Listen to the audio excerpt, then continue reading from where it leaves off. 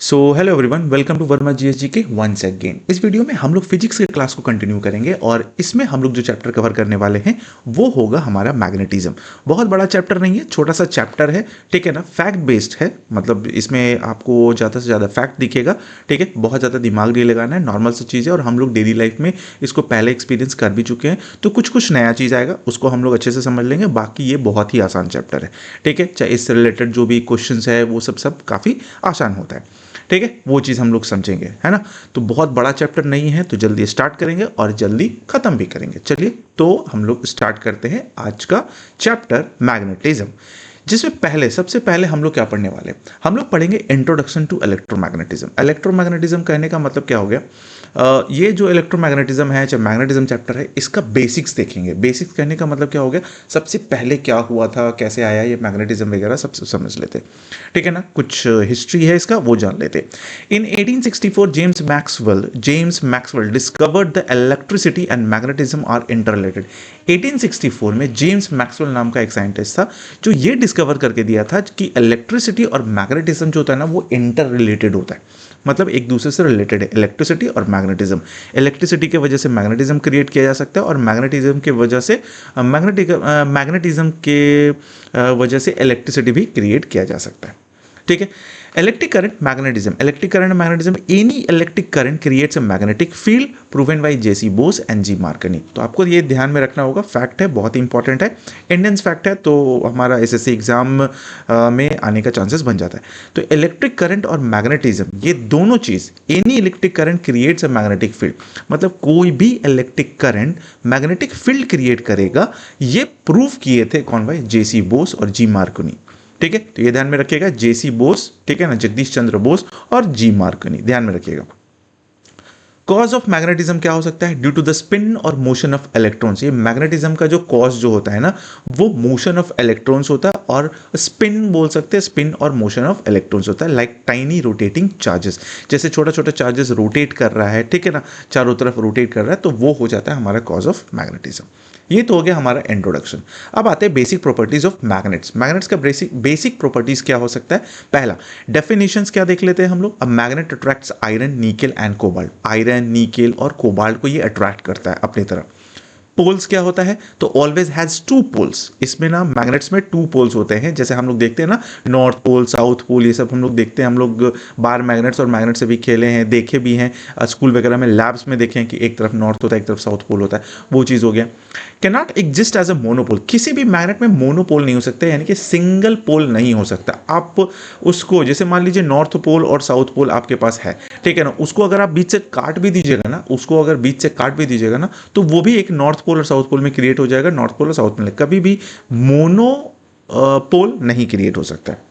Laws of पोल क्या होता है, लाइक पोल्स रिपेल करेगा, यानी कि नॉर्थ नॉर्थ रहेगा तो वो रिपेल करेगा और साउथ साउथ रहेगा तो रिपेल करेगा। और अपोजिट पोल्स क्या होता है, वो अट्रैक्ट करता है। नॉर्थ पोल और साउथ पोल जब रहेगा तो वो अट्रैक्ट करेगा, एक दूसरे के तरफ आएगा। क्लियर। चलिए नेक्स्ट है डायरेक्शनल प्रॉपर्टी। इसका क्या होता है, a free suspended magnets align itself north south. अगर कोई भी मैग्नेट्स को, मान लीजिए मैग्नेट्स है, मेरे पास बार मैग्नेट है और उसमें धागा लगाकर हम उसको टांग दिए, कहीं पर सस्पेंड कर दिए, तो वो चीज़ क्या हो जाएगा, वो फ्रीली सस्पेंड हो जाएगा नॉर्थ साउथ डायरेक्शंस में। तो ये इसका डायरेक्शनल प्रॉपर्टी भी होता है। तो ये बेसिक सा चीज़ था, वो हम लोग देख लें, समझ लें, ठीक है। चलिए नेक्स्ट में क्या होता है, की पॉइंट्स टू रिमेंबर, हम लोग को ध्यान में रखना पड़ेगा। मैग्नेटिक फील्ड क्या होता है, जनरेटेड बाय मूविंग इलेक्ट्रॉन्स। ये जो मैग्नेट्स है, देख लीजिए, यही नॉर्थ पोल और साउथ पोल है, ठीक है ना। अगर इसको हम बीच से ऐसे अगर काट भी देते हैं ना, तो इसमें नॉर्थ और साउथ बन जाएगा, इसमें नॉर्थ और साउथ बन जाएगा, तो वो ऑटोमेटिकली होता है, ठीक है। तो इसलिए कहा जा सकता है कि किसी भी एक मैग्नेट में मोनोपोल नहीं हो सकता है। Magnetic field generated by moving electrons, ये जो दिख रहा है ना आपको, लाइंस वगैरह जो दिख रहा है ना, मैग्नेटिक फील्ड ऑफ लाइंस, ये क्या होता है, किसके थ्रू जनरेटेड होता है, मूविंग इलेक्ट्रॉन्स के थ्रू। तो ये ध्यान में रखना है। अर्थ एज ए मैग्नेट काम करता है, acts like a giant bar magnet with magnetic poles, ठीक है ना। अर्थ भी एज ए ह्यूज मैग्नेट काम करता है, नॉर्थ पोल और साउथ पोल के साथ, वो बहुत ही बड़ा मैग्नेट है, उसका भी बहुत ज़्यादा इम्पैक्ट होता है हमारे अर्थ पर, और हम लोग को वो इवन सेफ रखता है। वो देखेंगे आगे जब हम लोग क्या बोलते हैं, अर्थ एज ए मैग्नेट देखेंगे तो। इलेक्ट्रोमैग्नेट्स क्या होता है? Temporary magnets used in device like Motors and speakers. ये टेम्पररी मैग्नेट्स होता है जो मोटर्स स्पीकर्स वगैरह में यूज होता है जब उसमें इलेक्ट्रिसिटी जाता है तब, ठीक है ना। जैसे इलेक्ट्रिसिटी कट हुआ वैसे ही उसका मतलब जो पावर होता है, मैग्नेटिक प्रॉपर्टी होता है, वो खत्म हो जाता है। ओके, ये समझ में आ गया। चलिए हम लोग ये देख लिए, इंट्रोडक्शन टू इलेक्ट्रोमैग्नेटिज्म देख लिए, और उसके बाद हम लोग क्या देख लिए, की पॉइंट्स रिमेंबर देख लिए। मैग्नेटिक प्रॉपर्टीज को पढ़ लेते हैं। फ्रीली सस्पेंडेड मैग्नेट, अगर फ्रीली सस्पेंडेड में ऑलवेज अलाइन इन नॉर्थ साउथ डायरेक्शंस, ये हम लोग बात कर चुके हैं। पोल बिहेवियर भी देख चुके हैं। Opposite poles attract north south, और like poles north north south south, ये हो गया। Breaking a magnet produces two small magnets each with both poles, no magnet monopoles, ये हो गया। मैग्नेटिक लेंथ क्या हो सकता है, यानी कि क्या बोल सकते हैं, जो भी मैग्नेटिक पावर है उसका लेंथ कितना हो सकता है, यानी कि कहां तक हो सकता है, तो 5/6 ऑफ द ज्योमेट्रिक लेंथ, ये ध्यान में रखिएगा, एक अच्छा फैक्ट है, ठीक है। 5/6 ऑफ द ज्योमेट्रिक लेंथ, यानी कि जितना भी बार मैग्नेट का ज्योमेट्रिक लेंथ होगा ना, उसका 5/6 पार्ट ही उसका मैग्नेटिक लेंथ बताएगा, यानी कि मैग्नेटिक फील्ड का लेंथ बताएगा, ठीक है। कहाँ तक ये किसी भी जो मैग्नेटिक एलिमेंट होता है, चाहे मैग्नेटिक सब्सटेंस होता है, उसको अट्रैक्ट कर सकता है, तो वो ध्यान में रखिएगा। नेक्स्ट है magnetic field and field lines, इसके बारे में जान लेते हैं, ये बहुत इंपॉर्टेंट है, तो यहां से भी फैक्ट हमारा बनता है। डेफिनेशन क्या है? Imaginary lines showing the directions of magnetic force. ये जो लाइंस जो है ना, वो इमेजिनरी लाइंस होता है, हम लोग को दिखता नहीं है, बस ये इमेजिनरी है, लेकिन हाँ इस पर बहुत ज़्यादा प्रिंसिपल है, काम भी होता है। जब भी ऐसा कुछ हम लोग करके, जैसा कि हम लोग यहाँ पर देखे थे, अभी देखिए कहाँ गया ये चीज़, जब भी हम लोग ऐसा नॉर्थ पोल और साउथ पोल को बार मैग्नेट छोड़ के, और उस पर जैसे ही लोहा का जो स्प्रिंकलर्स होता है ना, वो बुरादा होता है, वो छींटते हैं, तो वो ऐसा कुछ शेप दिखाता है, तो इससे पता चलता है कि हाँ भाई कुछ ना कुछ तो magnetic field of lines create हो ही रहा है, ठीक है। चलिए प्रॉपर्टीज क्या है? Direction north to south outside होगा, अगर नॉर्थ और साउथ डायरेक्शंस में देखा जाए, ठीक है। यहां पर देख लेते हैं, एक यहां पर फोटो था ना, देखिए नॉर्थ टू साउथ, तो नॉर्थ से निकलेगा और साउथ में एंटर करेगा, कभी भी साउथ से निकल के नॉर्थ में एंटर नहीं करेगा, हमेशा नॉर्थ से निकलेगा और साउथ में एंटर करेगा, ये ध्यान में रखना है। नॉर्थ से निकलेगा साउथ में एंटर करेगा, नॉर्थ से निकलेगा साउथ में एंटर करेगा, ये चीज ध्यान में रखिएगा हमेशा, हो गया। An inside firms closed loops, और ये सब ऐसे करते करते एक क्लोज लूप बना लेते हैं। क्लोजर लाइंस क्या होगा? स्ट्रॉन्गर फील्ड होगा, यानी कि पोल्स के पास, यानी कि यहाँ पर देखिए पोल्स है, नज़दीक है, तो यहाँ पर क्लोजर लाइंस है। जब दो मैग्नेटिक फील्ड लाइंस क्लोज हो जाता है तो वहाँ पर फील्ड जो होता है ना, इलेक्ट्रो मैग्नेटिक फील्ड जो होता है ना, वो बहुत ज़्यादा स्ट्रांग होता है, वहाँ पर स्ट्रेंथ ज़्यादा होता है मैग्नेट्स का। Never intersect, unique directions at every point, ठीक है ना, कभी भी ये एक दूसरे को इंटरसेक्ट नहीं करेगा, दो लाइंस कभी भी एक दूसरे को इंटरसेक्ट नहीं कर सकता है, ये पॉसिबल नहीं है, ठीक है। और तीसरा, अगर सर्कुलर लूप में चल रहा है तो tangents give the field direction at any point, क्योंकि सर्कुलर मोशंस में अगर सर्कुलर लूप में है, ठीक है, तो वहां पर हमारा डायरेक्शंस क्या हो जाता है, किसी भी फील्ड का, वो हो जाएगा टैंजेंशियली, टैंजेंट हो जाएगा, यानी कि एक सर्कल बनाया और उसमें टैंजेंट, जैसे सर्कुलर मोशन हम लोग पढ़े है ना, ये सब चीज़ हम लोग डिस्कस किए हुए सर्कुलर मोशंस में। तो सर्कुलर मोशन में क्या होता है, एक सर्कल है, उसका टैंजेंट डायरेक्शन होता है, ठीक है, जिसमें हम लोग सेंट्रीपिटल वगैरह, ये सब सेंट्रीफ्यूगल वगैरह भी पढ़ लेते हैं। कंपस नीडल क्या है? कंपस नीडल है align with earth magnetic field lines, aligns with earth magnetic field lines. ये कंपस नीडल कैसे काम करता है? तो ये मैग्नेटिक फील्ड, अर्थ के मैग्नेटिक फील्ड से अलाइन होकर काम करता है, वो भी एज अ मतलब डायरेक्शंस को जज करने में, डायरेक्शंस को पता करने में काफ़ी हेल्पफुल होता है, ठीक है। चलिए बात करते हैं अर्थ मैग्नेटिज्म का, ठीक है। अर्थ मैग्नेटिज्म का बात करते हैं तो क्या होता है?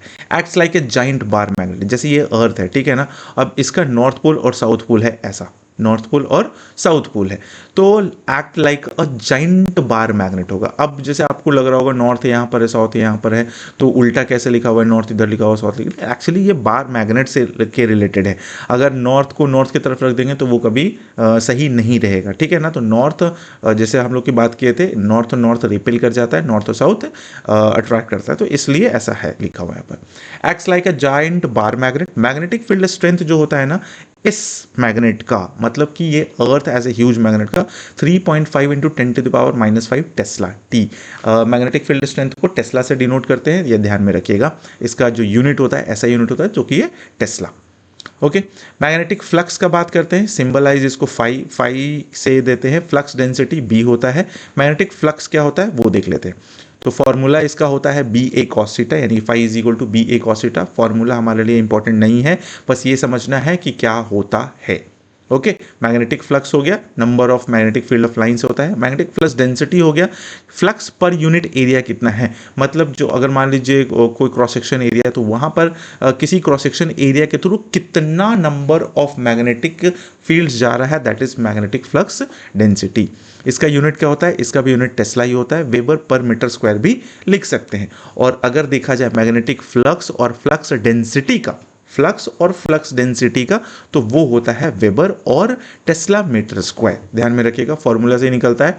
हम पहले ही बोल चुके हैं फॉर्मूला इंपॉर्टेंट नहीं है, ये सब फॉर्मूला हम लोग को ज़्यादा पढ़ना नहीं है, क्योंकि हम लोग का जो सिलेबस है ना वो 10th बेस्ड होता है, कोई भी साइंस वगैरह में, तो साइंस में चाहे एसएससी ये सब में 10th बेस्ड होता है, तो ये सब बहुत ज़्यादा हाइपर फॉर्मूला हम लोग को पढ़ने का जरूरत नहीं होता है। ठीक है, चलिए नेक्स्ट आते हैं कूलम्स लॉ फॉर मैग्नेटिज्म। जैसे coulomb law of इलेक्ट्रोस, Coulomb's law of charges देखे थे ना, है ना, उसी तरीके से कूलम्स लॉ फॉर मैग्नेटिज्म भी है। तो फोर्स बिटवीन पोल्स कितना हो जाएगा, तो F इज इक्वल टू के QM1 M2 by are square. ये मतलब एक तरीके से समझ लीजिए QM जो है ना वो पोल स्ट्रेंथ है ना, कि एक पॉइंट से दूसरी जगह का जो पोल स्ट्रेंथ है उसमें हम लोग कैसे ये कूलम्स लॉ को वेरीफाई कर रहे हैं। तो ये फॉर्मूला आ जाता है F इज इक्वल टू के QM1 QM2 by are square. Are मेरा क्या है, distance between the two poles. जैसे यहाँ एक पोल है और यहाँ एक पोल है, ये दोनों के बीच का जो डिस्टेंस होगा ना उसी को यहाँ पर मेजर किया जा रहा है। ओके, यहाँ पर K क्या है भाई, तो K कांस्टेंट है जिसको बोलते हैं हम लोग परमेबिलिटी ऑफ फ्री स्पेस, है ना। और इसका वैल्यू क्या होता है, इसका फॉर्मूला होता है म्यू जीरो, यानी कि उसको मतलब परमेबिलिटी को ही बोलते हैं म्यू जीरो अपॉन 4 पाई। अगर वैल्यू देखा जाए तो 10⁻⁻7 हेनरी पर मीटर, ये ध्यान में रखिएगा, है ना। ये इंपॉर्टेंट हो जाता है परमेबिलिटी ऑफ फ्री स्पेस का वैल्यू, यानी कि कांस्टेंट का वैल्यू 10⁻⁻7 हेनरी पर मीटर। ओके, चलो force decreases with distance square. Force जो है ना हमेशा डिस्टेंस के स्क्वायर से डिक्रीज करता है ना। Force decreases with distances square, inverse square law इसको बोलते हैं, जैसा कि हम लोग कूलम्स लॉ में भी पढ़े होंगे, है ना। F is directly proportional to 1/r square पढ़े हैं हम लोग। तो ये हो गया हमारा उसी चीज़ से रिलेटेड, क्योंकि यहाँ भी नीचे में हम लोग को r स्क्वायर दिख रहा है। ठीक है, ये इनवर्स लॉ स्क्वायर लॉ कहलाता है। टर्म देख लेते हैं, तो pole strength QM, that is यहाँ पर हम लोग बात किए थे ना, पोल स्ट्रेंथ QM किसी एक पॉइंट पर किसी दूसरे पॉइंट पर, तो इसका यूनिट जो होता है ना ये बहुत इंपॉर्टेंट है, ampere metre, ampere metre. Magnetic field का क्या होगा, टेस्ला होगा, और आप वेबर पर मीटर स्क्वायर भी बोल सकते हैं। मैग्नेटिक फ्लक्स का क्या होगा, वेबर होगा, वेबर फिर आपका ये क्या बोल सकते हैं, टेस्ला मीटर स्क्वायर बोल सकते हैं। परमियाबिलिटी जो ये वाला जो के जो कांस्टेंट है, परमियाबिलिटी म्यू जीरो जिसको बोलते हैं हेनरी पर मीटर, और H मीटर इनवर्स भी बोल सकते हैं। ठीक है, तो ये जरूर याद रखिएगा। हम देखे हैं ऐसा बहुत बार, बहुत सारे लोग कंफ्यूज कर जाते हैं ये pole strength, magnetic field, magnetic flux और परमेबिलिटी में, इसके यूनिट्स में। तो ये बहुत ही इंपॉर्टेंट है, अगर क्वेश्चन आना होता है ना तो यहाँ से क्वेश्चन आता ही है। ठीक है ना, क्योंकि जहाँ से कन्फ्यूजन है वहाँ आपको एसएससी लेके जाएगा, जहाँ कन्फ्यूजन है वहाँ आपको एसएससी लेके जाएगा। ठीक है, चलिए भाई की मैग्नेटिक टर्म्स के बारे में देख लेते हैं। की मैग्नेटिक टर्म्स क्या है, सबसे पहला magnetic field, external field apply to magnetize a material. External field होता है ना जो किसी भी मटेरियल को मैग्नेटाइज करता है, अपनी तरफ खींचता है, चाहे उसको भी अपने जैसा बना लेता है, that is the magnetic field. Formula पर हम लोग को ध्यान नहीं देना, यूनिट इंपॉर्टेंट बन जाता है A, यानी कि मैग्नेटिक फील्ड है तो हमारा हो गया A पर मीटर स्क्वायर, है ना। H is equal to B और अपॉन म्यू जीरो, ये चीज़ हो गया, एम्पियर मीटर स्क्वायर बोल सकते हैं इसको। परमियाबिलिटी क्या हो गया भाई, measures of materials ability to support magnetic fields, यानी कि कोई मटेरियल कितना सपोर्ट कर रहा है कि वो मैग्नेटिक फील्ड को प्रोड्यूस कर सकता है, that is called the permeability. ठीक है, इसका यूनिट कितना हो गया, हेनरी पर मीटर। मैग्नेटाइजेशंस क्या होगा, magnetic moment per unit volume. Per unit volume किसी का मैग्नेटिक प्रॉपर्टी, मैग्नेटिक मोमेंट क्या है एक यूनिट वॉल्यूम पर, इसका हमारा यूनिट क्या हो जाएगा, एम्पियर पर मीटर। ठीक है, एम्पियर मीटर इनवर्स भी बोल सकते हैं, एम्पियर पर मीटर भी बोल सकते हैं, ध्यान रखना है। और फिर magnetic inductions B, magnetic inductions को B से डिनोट करते हैं। Total magnetic field inside material, किसी भी मटेरियल में कितना मैग्नेटिक फील्ड क्रिएट हो सकता है वो चीज़ बताता है, इसका यूनिट हो गया टेस्ला। T होता है मैग्नेटिक इंडक्शंस B, और ससेप्टिबिलिटी XM जिसको डिनोट करते हैं, और ये बताता है measures how easily a material magnetize, कोई भी मटेरियल कितना जल्दी मैग्नेटाइज हो जाएगा वो बताता है ससेप्टिबिलिटी। ये होता है डायमेंशनलेस, क्योंकि इसमें हम लोग M और H का रेशियो फाइंड करते हैं। ठीक है, तो जिस चीज़ में हम लोग रेशियो फाइंड करते हैं उसका कोई डायमेंशन और कोई भी यूनिट नहीं होता है, वो सीधा सीधा एक वैल्यू क्रिएट करके देता है। तो ध्यान में रखिएगा, यूनिट इज वेरी इंपॉर्टेंट, नाम ध्यान रखिएगा, नाम में ही लोग कंफ्यूज होते हैं। नेक्स्ट आते हैं types of magnetic material. Magnetic materials का अलग अलग टाइप है, तो यहाँ पर हम लोग 3 टाइप्स पढ़ते हैं, that is diamagnetic, paramagnetic, paramagnetic और फेरोमैग्नेटिक। क्या होता है इसके बारे में जान लेते हैं। डाईमैग्नेटिक क्या होता है भाई, तो weekly repelled by magnetic fields. मतलब क्या हो गया ना, मैग्नेटिक में क्या होगा, जो मैग्नेटिक फील्ड्स के थ्रू वीकली रिपेल्ड कर जाएगा, मतलब बहुत कमज़ोर होता है, बहुत ज़्यादा एक दूसरे को ट्रैक्ट नहीं कर सकता, तो वो डाईमैग्नेटिक मटेरियल्स हो गया। ठीक है, इसका ससेप्टिबिलिटी बहुत ही स्मॉल और निगेटिव मान लीजिए हो सकता है, जैसे बिस्मथ हो गया, कॉपर हो गया, AU यानी कि ऑरम हो गया, गोल्ड बोल सकते हैं, H2O भी हो गया, जिंक भी हो गया। तो ध्यान रखिएगा, आपसे पूछा भी जा सकता है, चाहे वह एलिमेंट हो सकता है, चाहे वह गैसेस भी, चाहे वो वाटर मॉलिक्यूल्स भी हो सकते हैं। Paramagnetic weekly attracted by magnetic fields, थोड़ा सा अट्रैक्टेड होता है लेकिन बहुत ज़्यादा अट्रैक्टेड नहीं होता, वीकली अट्रैक्ट करता है, बहुत कमज़ोरली अट्रैक्ट कर जाता है। स्मॉल एंड पॉजिटिव हो गया, थोड़ा इसका ससेप्टिबिलिटी छोटा होगा, और पॉजिटिव तो होगा क्योंकि कुछ है तो कम से कम है। एल्यूमिनियम हो गया, प्लैटिनम हो गया, ऑक्सीजन हो गया, मैंगनीज हो गया, ये सब चीज़। फेरोमैग्नेटिक जो कि बहुत ज़्यादा अट्रैक्टेड होता है, स्ट्रांगली अट्रैक्टेड, रिटेन्स मैग्नेटिज्म को बहुत अच्छे से। तो अगर सबसे अच्छा मैग्नेट कौन सा हो गया तो फेरोमैग्नेटिक। लार्ज एंड पॉजिटिव जैसे आयरन, निकेल, कोबाल्ट, स्टील, ये सब क्या हो गया, बहुत ही हाई मैग्नेटिज्म वाला बोल सकते हैं मैग्नेटिक मटेरियल होता है। क्लियर, ये समझ में आ गया। नेक्स्ट में आते हैं सॉफ्ट वर्सेस हार्ड फेरोमैग्नेट्स। अब फेरोमैग्नेट्स में पढ़ेंगे हम लोग सॉफ्ट और हार्ड। रिटेंटिविटी प्रॉपर्टी देख लेते हैं, तो सॉफ्ट फेरोमैग्नेट्स में लो होगा, लूजेस मैग्नेटिज्म इजीली, ये अपना मैग्नेटिज्म को इजीली लूज कर जाता है, रिटेन्स मैग्नेटिज्म। और हार्ड मैग्नेटिक फेरोमैग्नेट्स में क्या हो जाएगा, रिटेन्स मैग्नेटिज्म, ये मैग्नेटिज्म को रिटेन कर लेता है, वापस ले आता है। जैसे एग्जांपल्स में देख लेते हैं, सॉफ्ट फेरोमैग्नेट्स में आयरन हो गया, प्योर आयरन, सिलिकॉन हो गया, स्टील हो गया। लेकिन अगर हार्ड फेरोमैग्नेट्स में देख लिया जाए तो अल्निको हो गया, लोडस्टोन हो गया, स्टील एलॉयज हो गया, ये सब जितना भी चीज़ है ये सब हार्ड फेरोमैग्नेट्स में आ जाता है, और ये सॉफ्ट फेरोमैग्नेट्स में आता है। ठीक है, तो ध्यान में रखिएगा रिटेंटिविटी और उसका एग्जाम्पल्स भी। ओके, नेक्स्ट में आते हैं क्यूरी टेम्परेचर, बहुत ही इंपॉर्टेंट है, ये भी इंपॉर्टेंट टॉपिक है और यही सब इंपॉर्टेंट से क्वेश्चंस भी आता है। क्यूरी टेम्परेचर को हम लोग TE से डिनोट करते हैं। डेफिनेशन क्या है इसका, the critical temperature ever which a ferromagnetic material loses it's permanent magnetism and becomes paramagnetic, है ना। मतलब एक ऐसा temperature, the critical temperature ever which a ferromagnetic material loses it's permanent magnetism, एक ऐसा टेम्परेचर जिसमें फेरोमैग्नेटिक अपना जो मैग्नेटिक मटेरियल जो होता है ना, मैग्नेटिक प्रॉपर्टीज होता है ना, वो खोने लग जाता है, खो देता है। ठीक है, तो उसको हम लोग बोलते हैं Curie temperature. Permanent magnetic become paramagnetic, और ये फेरोमैग्नेटिक से इसको पैरामैग्नेटिक बना देता है। दैट्स वाई हम बोलते हैं कि वो टेम्परेचर क्यूरी टेम्परेचर। और ये नाम कहाँ पर रखा गया, क्यों रखा गया भाई, तो नाम रखा गया है पियरे क्यूरी के नाम पर। ठीक है ना, वो जो इसका डिस्कवरी किए थे। की कॉन्सेप्ट क्या है, फेरोमैग्नेटिक ना, बिलो TE यानी कि below Curie temperature material remains ferromagnetic. अगर क्यूरी टेम्परेचर के नीचे है कोई भी मटेरियल तो वो फेरोमैग्नेटिक रहेगा, कोई टेंशन नहीं है, डोमेन्स आर अलाइंड है, कहने का मतलब वो मैग्नेटिक है। ठीक है, बहुत ज़्यादा तामझाम नहीं। और एबव TE हो गया, अगर क्यूरी टेम्परेचर से ऊपर चल गया तो thermal energy disturbs domain alignment, यानी कि थर्मल एनर्जी इसको डिस्टर्ब करेगा। डिस्टर्ब करने के बाद सीधा बोलेगा भाई कि अब हम मैग्नेटिक प्रॉपर्टी नहीं रह सकते, सीधा निकलो, मटेरियल्स हो जाएगा। अब वो मटेरियल क्या बन जाएगा, पैरामैग्नेटिक बन जाएगा। तो ध्यान में रखना है, फेरोमैग्नेटिक इज द बेस्ट, फिर पैरामैग्नेटिक, और फिर क्या पढ़े थे हम लोग अभी, डायमैग्नेटिक। तो ध्यान में रखने वाली चीज़ है। नेक्स्ट है इरिवर्सिबल चेंज देख लेते हैं।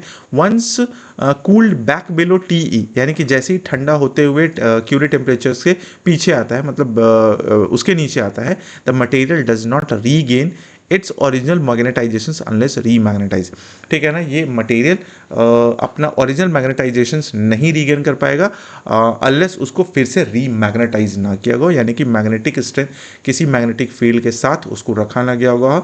चाहे जैसे होता है ना कि एक मैग्नेट दूसरा मैग्नेट के साथ रख दिया गया तो वो भी मैग्नेटिक बन गया, तो वो जब तक नहीं करेंगे तब तक ये अपना प्रॉपर्टीज को रीगेन नहीं कर पाएगा। ठीक है, ध्यान में रखिएगा, बोले थे ना इसमें सिर्फ और सिर्फ फैक्ट है, ज़्यादा से ज़्यादा करके फैक्ट आता है और जो इंपॉर्टेंट वाला है वो हम आपको डिस्कस कर दे रहे हैं। मटेरियल देख लेते हैं और उसका कुछ क्यूरी टेम्परेचर देख लेते हैं। तो आयरन का क्यूरी टेम्परेचर 770 डिग्री सेंटीग्रेड है, निकेल का 358 है, कोबाल्ट का 1120 डिग्री सेंटीग्रेड है और गैडोलिनियम का GD का 20 डिग्री सेंटीग्रेड है। तो ये सब क्या हो गया, मटेरियल हो गया और उसका क्यूरी टेम्परेचर हो गया। इंपॉर्टेंस क्या है, use in temperature sensor and data storage devices.